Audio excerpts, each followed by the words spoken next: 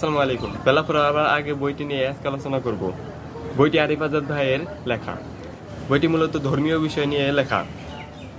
বরাবরই আরিফ আজাদ ভাইয়ের লেখায় বইয়ে রয়েছে সাবলীল ভাষা ও শব্দ। বইটি 2022 সালে 21শে বই মেলায় প্রকাশিত হয়েছে।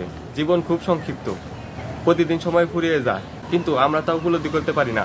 আমরা যেন এক গভীর ঘুমে আচ্ছন্ন হয়ে আছি।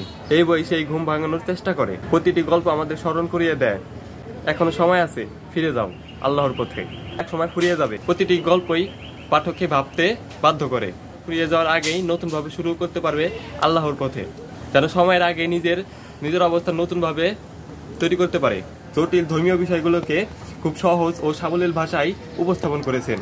বেলা ফোরাবার বইটি আমাদের জীবনের উদ্দেশ্য, পথ ও ভবিষ্যতের কথা গভীরভাবে ভাবতে শেখায়।